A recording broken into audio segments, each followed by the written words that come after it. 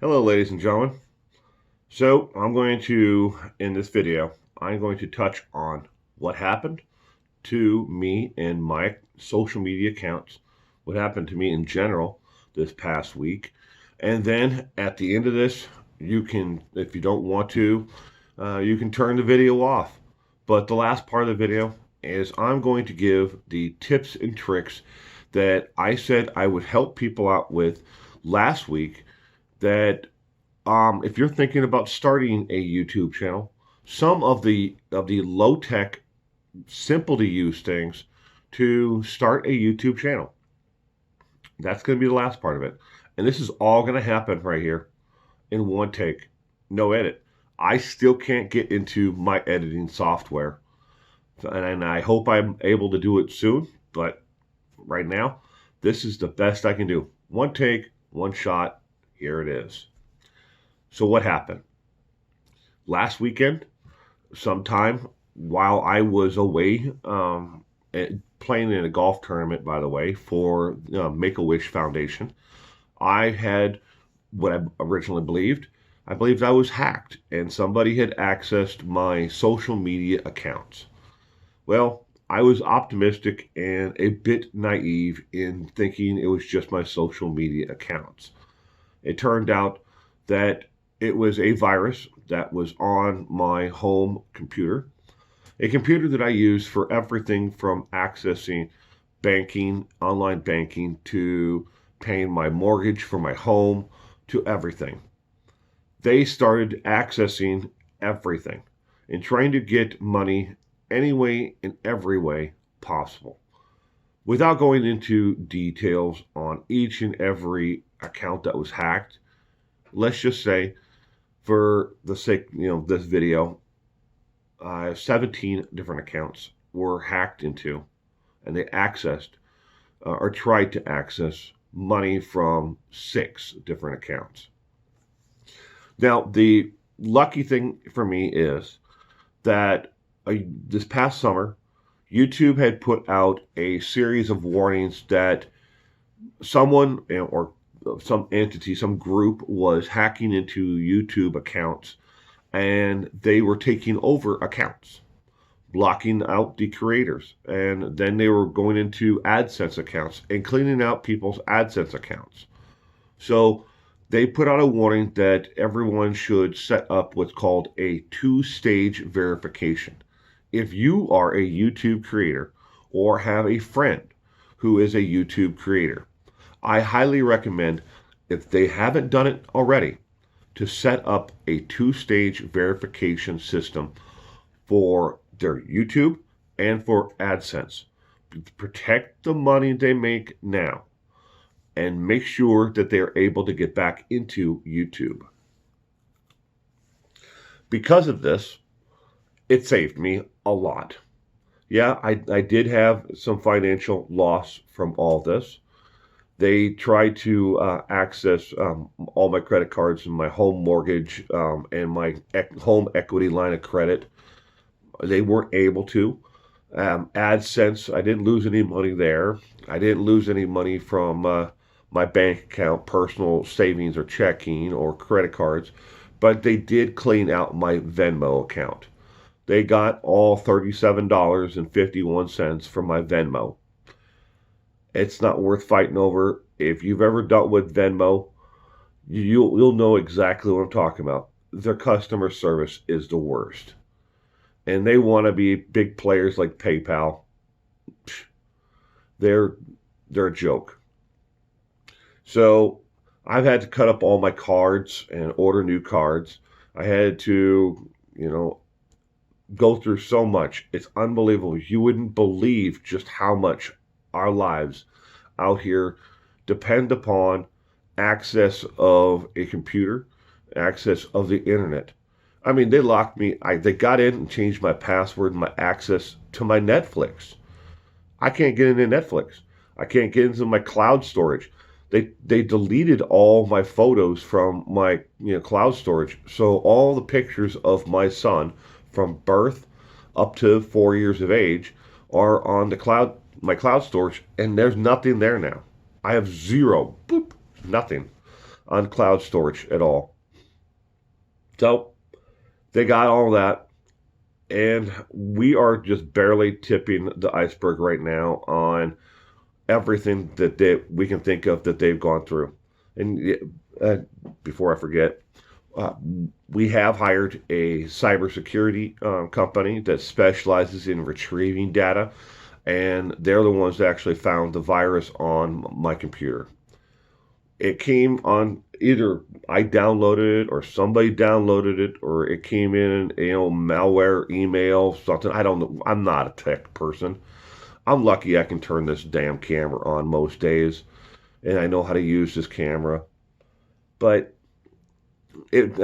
what I understand from the cybersecurity company is it was a keystroke, like keyboard stroke, um, program. It watched and it learned everything that I typed in on the computer, and I gave it basically all the passwords to everything in my life.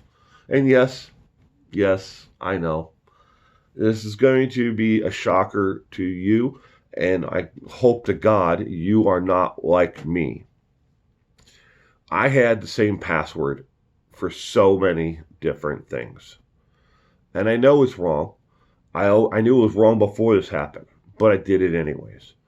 I had one password for just about all my social media. I had one password for pretty much all my banking and finances. It was easier to remember it that way. So instead of writing it down on a piece of paper where I thought someone might stumble upon it someday, I just remembered it all here. 3 passwords for everything. And it didn't take a rocket scientist apparently to figure it out, but I handed them the keys to the door anyways, because the virus was watching and learned everything that I'd already typed in, from what I understand. Again, I'm not a techie. I don't understand this stuff at all, and it was just kind of weird in itself. Hey, look, you make your living on YouTube, making content on YouTube, and you don't know how to do this? You don't know how to do that? That's the truth. I don't. I don't know anything about this stuff. I am so lost when it comes to this technical stuff and computer stuff. I have an issue or I need to do an update. I call my daughter and I wait for her to have the time to come by and show me how to do it. Buy a new phone. How do I transfer the information from one phone to the other? She comes over, plugs in a cord, beep, beep, beep, swipe, swipe, swipe, swipe, boop, done. It would have taken me years to figure out how to do something as simple as that. And she's like, Dad, why don't you just put it all on the cloud storage or save it to your SIM card? I'm like, what's a SIM card? So that's where it's at. I'm still hoping to be able to get back in and do something, constructive. I can shoot all the videos I want on this, which is my Canon. I can shoot all the videos I want. I just have no way to edit them because I can't get into my editing software because it's cloud based, and I can't get into there because they've accessed that account and they changed the passwords and everything for that account. I can't get into it. Oh, well, I guess I could go backwards and go back to using a free service, like Open Office, or something like that, or iTunes, Movie Maker. Those are free.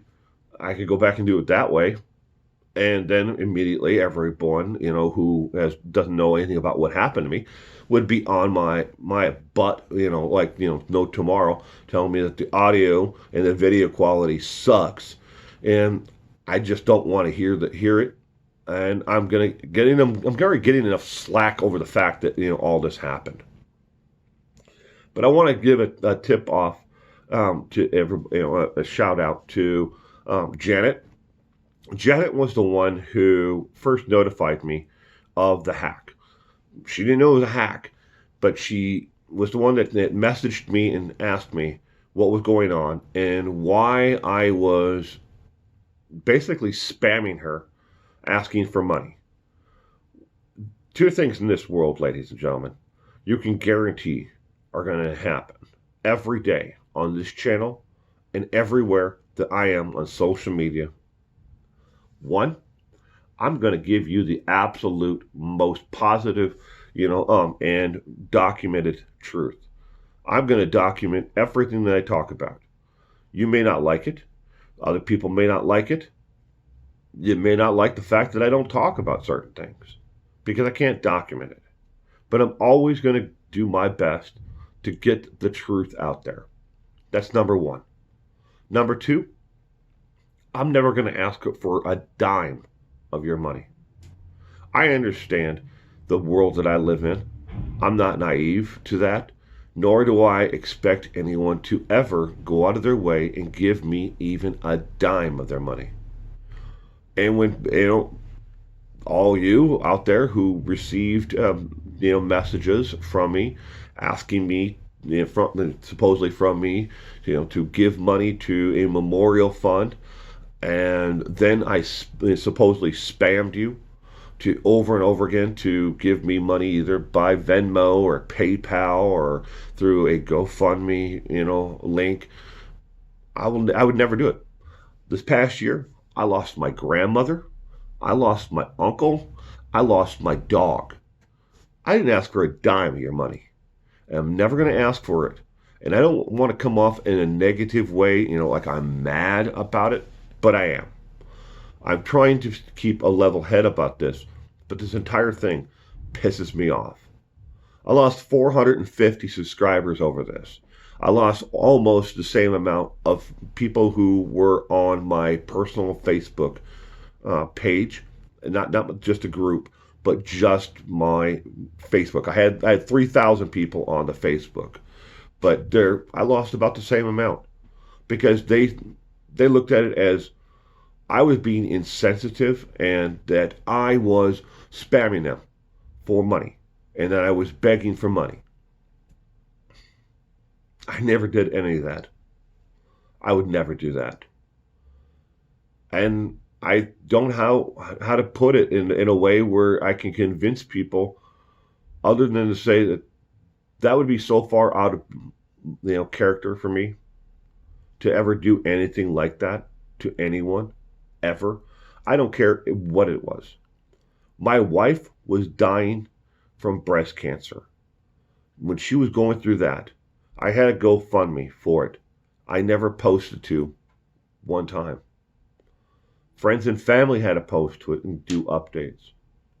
I couldn't even bring myself to ask for money when my wife was dying of cancer. The one person in this world that means everything to me. I wouldn't ask for money then. I'm certainly not going to ask for money for somebody I've had, an on and off again, okay relationship with, my father-in-law.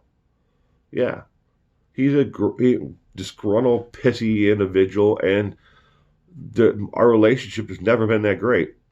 And I try to do the best I can for him, but he's just an ass, to everyone. It's not just me. It's not a personal thing. It's not like he hates me. He hates everybody. And he wants to live his life that way. Fine. But I don't have to subject myself to it as all that often. So I try to do my best and help him whenever I can. But I certainly wouldn't go out there and ask people for money over him or for some memorial for him. I wouldn't ask it for my wife and for myself when she was dying from cancer. I just found another way. And yeah, maybe it's my pride. Maybe it's my stubbornness, that Irish stubbornness inside of me that just refuses to give up. But I'm going to keep on. And even after all this, I'm going to move forward and I'm going to succeed at this YouTube and I'm going to succeed at life. No one's going to hold me back and no one's going to hold me down. They can try to, drag my name through the mud. They can do everything they want. But in the end, I'm a firm believer that good triumphs over evil. And I'm good. And I'm going to triumph over this. So that's what happened to me. this past weekend and what I'm dealing with right now and why there hasn't been any videos or anything else. It's almost impossible to do with everything that you have to use to, make this content is gone. All right. Stay tuned for the tips on how to set up and start on YouTube. The tips that I promised this past weekend, which I couldn't upload. So I'm going to throw it all right here in one video. I hope you enjoy this. And thank you for stopping in case you tune out right now. Coffee first. My number one tip is if you're going to start on YouTube, start doing live streams. Live streams is something you can do right away. Now, you can't get monetized for it. You can't get super chats. You can, but you can tell people, about, maybe you have a PayPal account. Maybe people want to support you that way. Or, there's no reason why you can't open up a Teespring store and have a t-shirt, one t-shirt. Start off small, one. Don't jump in and make 10 different t-shirts. Make it really easy. One t-shirt, one design, one logo. Really simple. And then tell people about that if you really need that support. What kind of equipment should you start off with? How about your cell phone? Smartphone cameras right now are the best that they have ever been. You're never going to find better audio and video quality than you will from a cell phone unless you get up into the higher end cameras. Sure, you can buy a cheap camcorder. Here's one here. This is a cheap camcorder you can buy online. You can get this one or one like it off of Amazon for like less than $100. For $100, you can buy one of those, and it comes with, you can do editing from it. You can do all kinds of cameras, slow-mos, replays, add in footage from several other videos that you've taken. You can put text on the screen for less than $100. These have ports on the back here, HDMI, mini HDMI, and microphone in.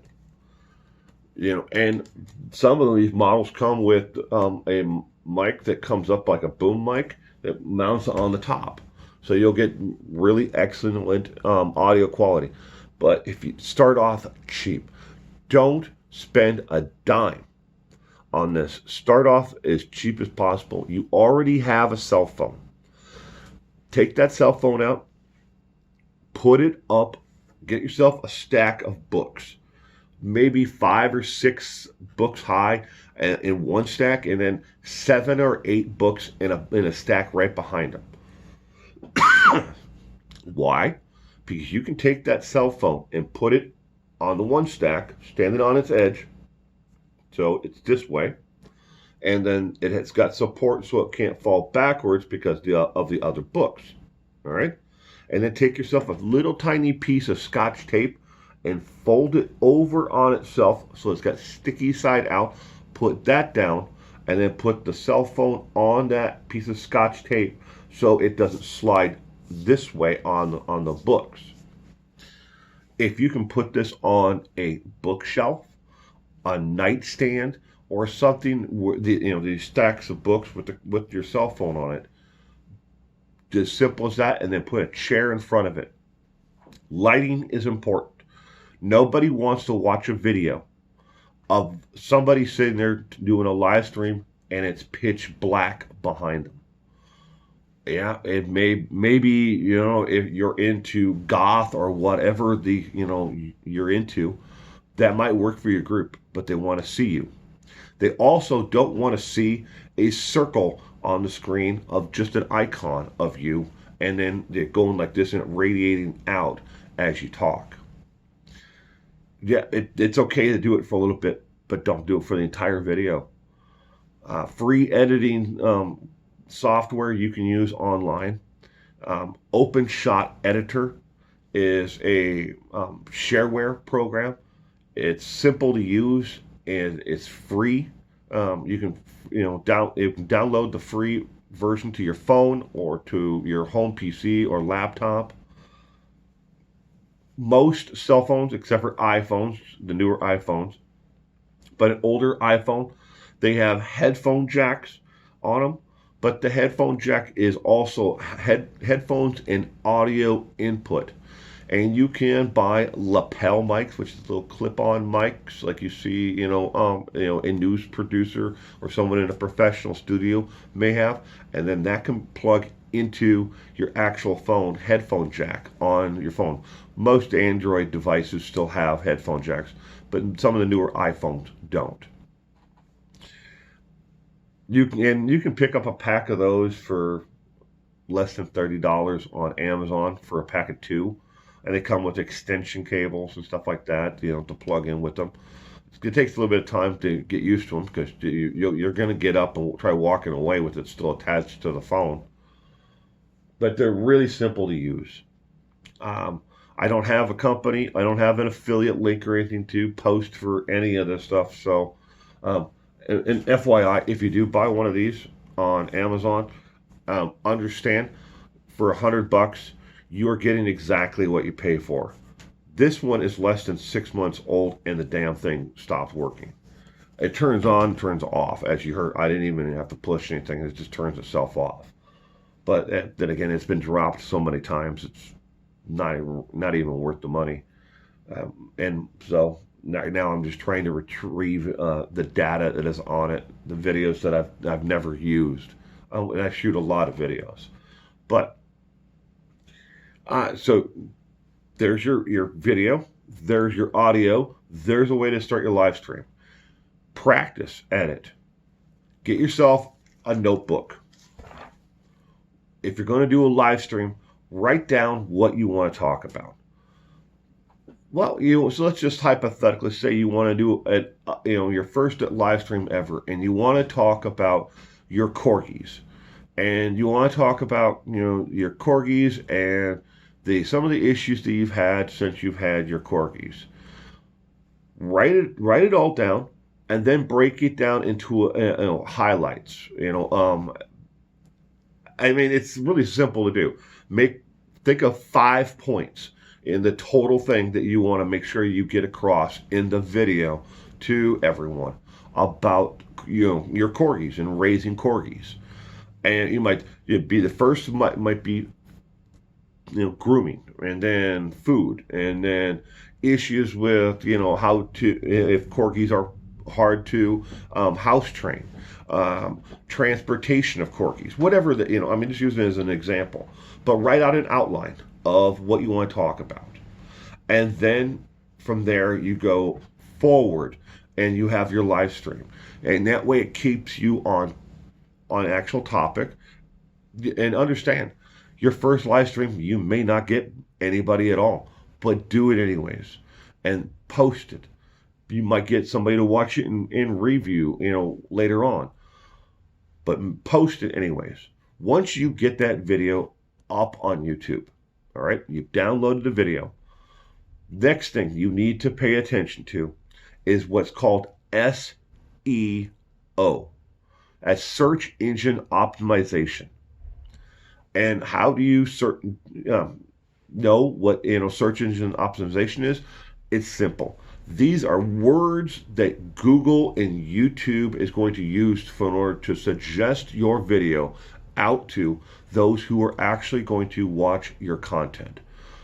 Now, so first it starts off number one with the title.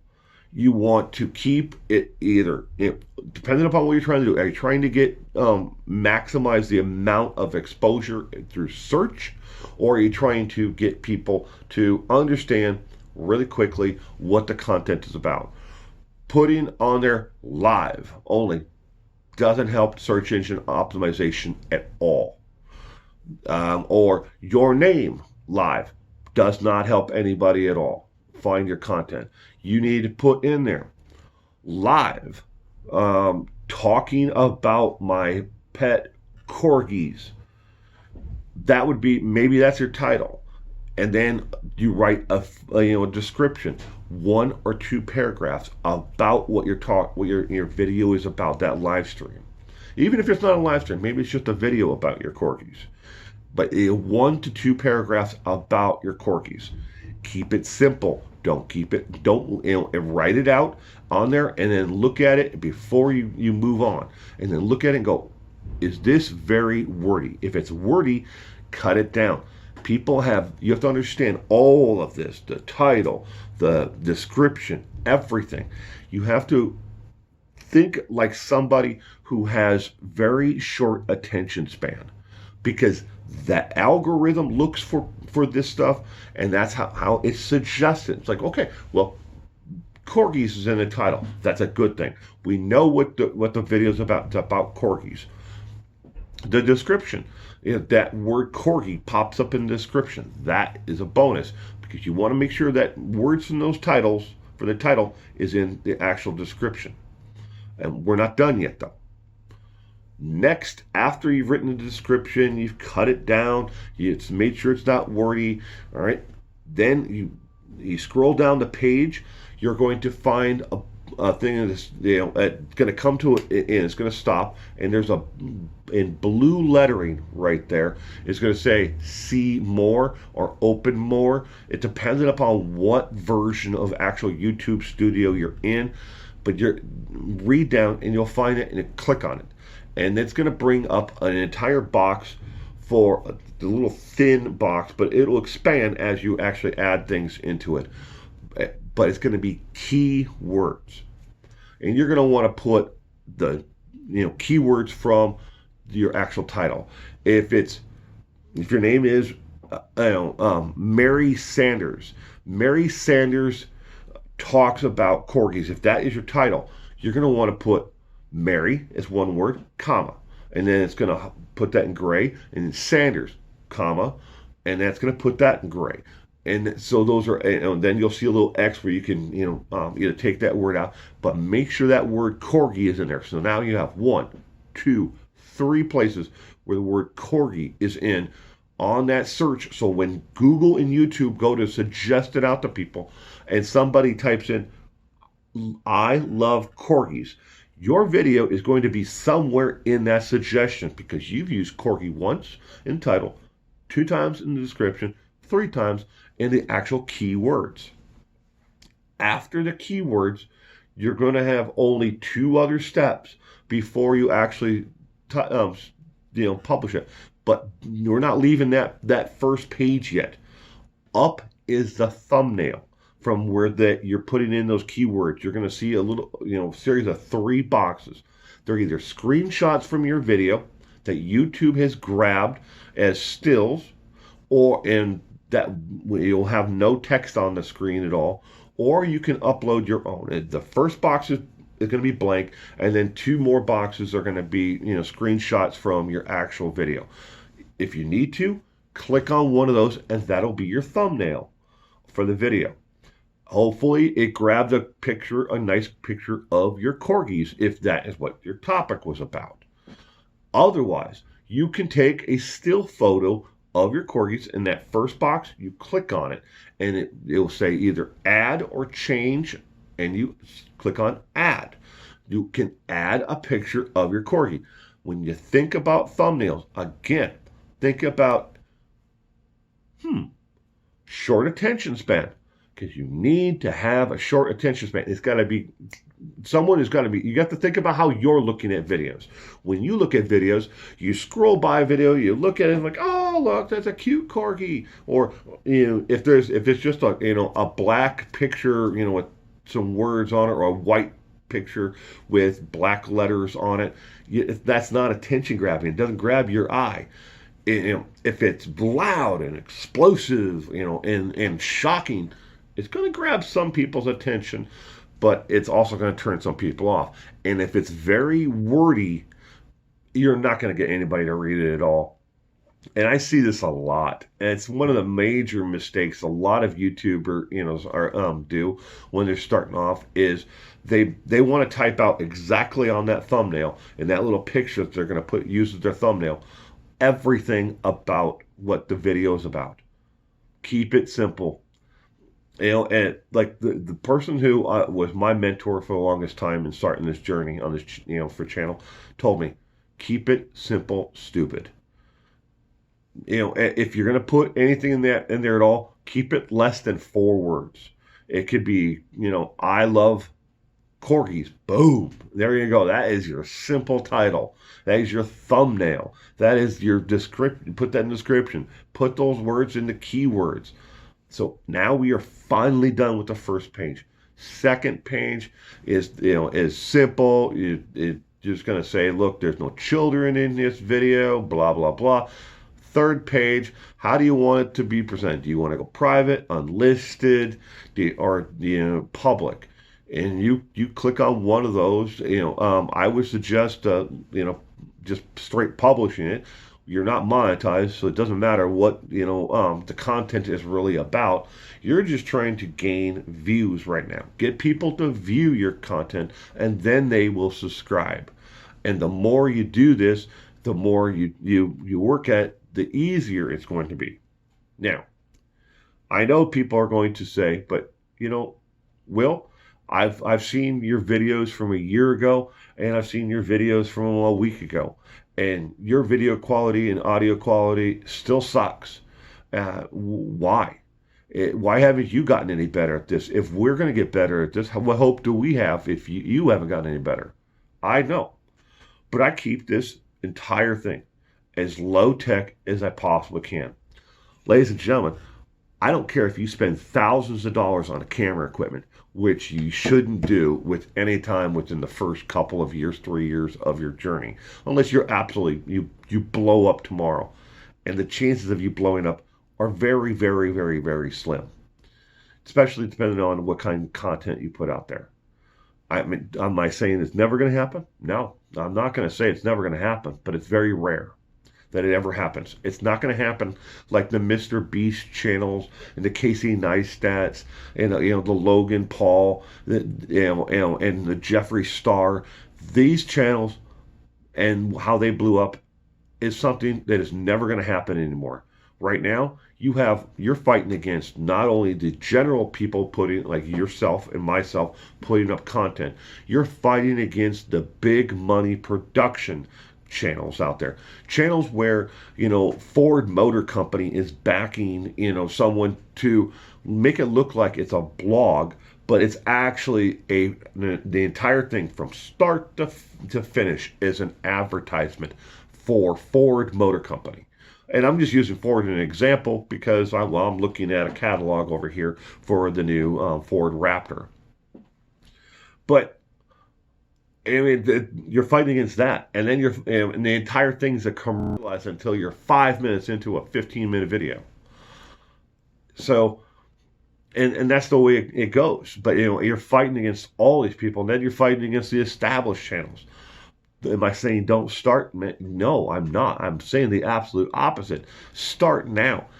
Get your feet in the water, and then later on, I'll post in a whole nother video on this, at the end of one of my videos, and let people know of some of the tips and tricks on how to keep the haters away from your channel, how to make your video quality better for almost nothing, how to make a teleprompter at home for less than $5.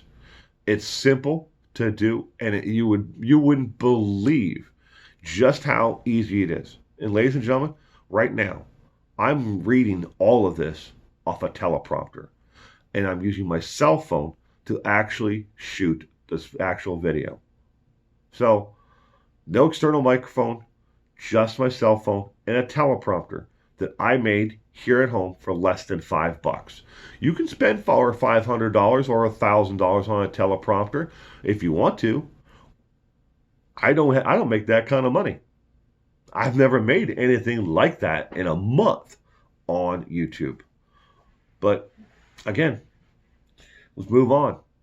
Anything else that I can give as a tip or trick for an actual channel or somebody who wants to start a channel? Well, yeah, one more thing. Let's think about the audio. Think about the audio. The smaller the room you're in, the better. And if you can shoot this in your bedroom, ladies, and you've got 1,000,000,000,000 pillows on your bed, perfect. Sit down at your chair or put a chair at, somewhere near your, in the corner of your room, and place those pillows all over the place. Give the sound of your voice something to be absorbed by. Curtains, sheets, anything, but you don't have to have them in the background. They can be just on the other side of the camera.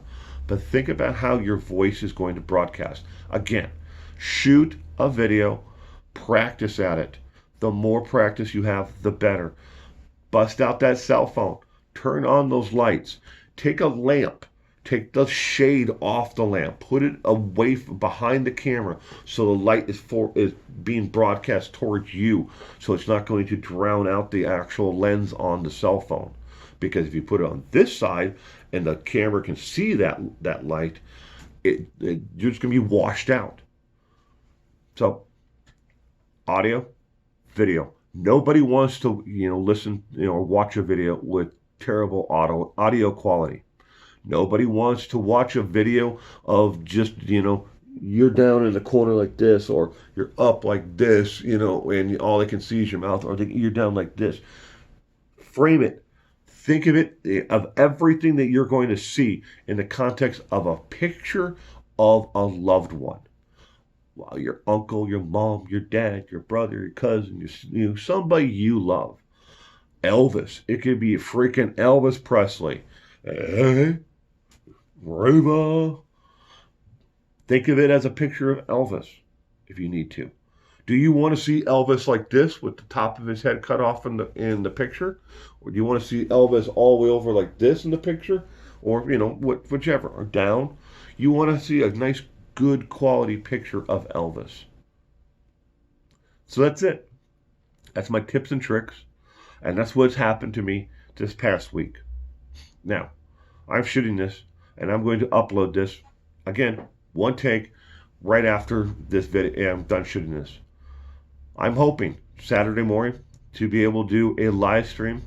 I'm going to have to wait till my daughter gets here so I can actually use her camera that she uses for her voiceover work and for doing her blog. So, and if she is up to it and feels like she wants to be on camera, great. We might do a cooking video, or it might be me and my wife doing a cooking video. But or maybe I'll do a live stream on Christmas morning. I don't know, and I can't tell everybody. I don't have a computer to actually download anything to do any editing on. Yeah, you can do some editing on a video on a cell phone, or but it's trying to get a smooth transition and do the fine cuts. It's kind of hard. Again, if you're going to start a channel, start now. There's no reason to stop or never do it. And if there's anything else I can ask, if you want to contact me, join the YouTube Facebook group. Not page, the group. And it has the black background as the logo. It says 411 Now with the microphone and a forestry like night scene. Not the one that is blue. All right, that is a page I opened years ago that I'm almost never at. Join that group. You're going to have to answer a couple of questions, and then you can join the actual group itself. And then in there, you can ask any question you want once you're inside the group. It's a closed group. You have to be approved to be to gain access to that group. And then you can post anything you want in that group. That group is only as good as the people who are in it and who interact within it. And unfortunately, at this point in time, there's 240 people in that group, but almost nobody, except for RuPaul. Hi, RuPaul. Almost nobody interacts. They don't post anything. Get in there. Ask questions. Maybe you find somebody else out there. Maybe you'll make a friend who has the same interest. Obviously, if you're in that group, you're in that group because you're a true crime buff and you're watching this. So you never know. Okay. Thank you, everyone. Again, I'm sorry that I haven't been around, but I'm coming back. You can knock this old Marine down, but this Marine's going to get back up and he's going to keep on fighting. I never give up. You can't knock this Marine down and keep him down. Hoorah!